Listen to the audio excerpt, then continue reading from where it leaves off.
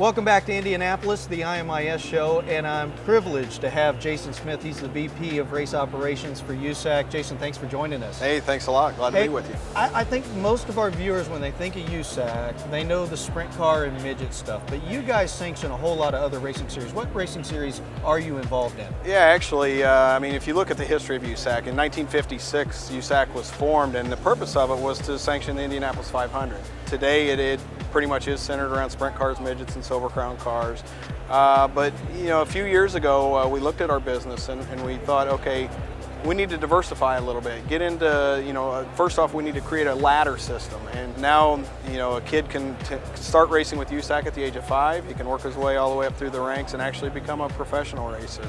But then we also looked outside the box and thought, okay, what else is there that USAC can do to build our business, to build our brand? And the Torque Off-Road Series is now a property of USAC that we totally manage and officiate, and it's really been great for the whole company because it's exposed us to a whole new set of fans, a whole new set of sponsors, and just a total different demographic than USAC's accustomed to.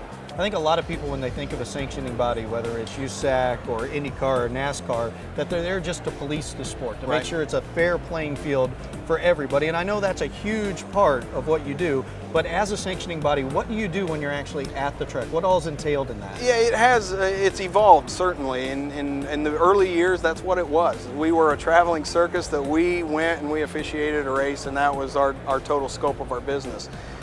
Today, that doesn't cut it. You have to create new ways to expose it to new fans and get them excited about what you do. So yeah, we still officiate and we still get to be the referee at the racetrack, but we also have to wear several different hats as far as promotions go as well. Yeah, you talk about auto racing being a growing sport. It's also a very expensive sport. At every level, no matter what you're doing, it costs a lot of money to do it.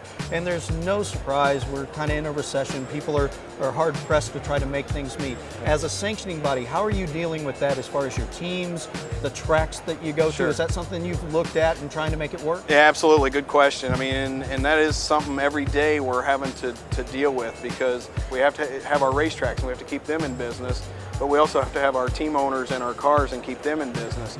And so, you know, we're constantly juggling with how can we keep the cost down to our promoters that are buying the shows from us, but yet we're still paying our competitors enough that they can justify going up and down the road. And so, you know, we look at ways to cut cost on, you know, the expense of the car. What can we do to, you know, lessen their cost just going up and down the road to the track? So, you know, we have two goals. You know, let's cut their costs a little bit, but let's get them more money as well. And right now we have to do that in a manner of trying to also keep in mind the racetracks have to stay in business as well. A lot of new technology. Yep. New technology is money, but new technology is also speed. Yep. And there's kind of this thought now that maybe just going as fast as you can possibly go doesn't necessarily put on the best show, doesn't make it as even for anyone. Is that something you guys have to be aware of? Because it's hard to hold a sport back. It is. But at the same time, it can get totally out of control. It absolutely can, and we want to promote the innovation. That's what keeps all the businesses that are in this room, you know, alive, is the fact that they can have an aftermarket market to sell their parts to, and we want to maintain that. We want to continue to grow that, but keeping in mind, yeah, we want to keep the speeds under control and we want to keep the cost under control as well. What exciting things can we expect from USAC in 2011? Well, you know, we're a lot of the same. One of the things that we're focusing on this year is we want to really keep events. We want to make each one more special than it has ever been before. And so that's our first focus, and help boost the overall awareness of the sport. One of the biggest changes we've got going into 2011 is in our National Sprint Car Series. We're changing from what used to be a pavement and dirt combined series to just an all dirt series. The pavement cars will still be there. They'll have a series of their own, but as far as the National Sprint Car Championship, it's going to be all dirt. And just talking to a lot of people here at the show, it seems to have drawn a lot of interest from new competitors that possibly will come in and try to run for the whole season. Well, we're excited about 2011. Jason, thanks so much for taking some time with us.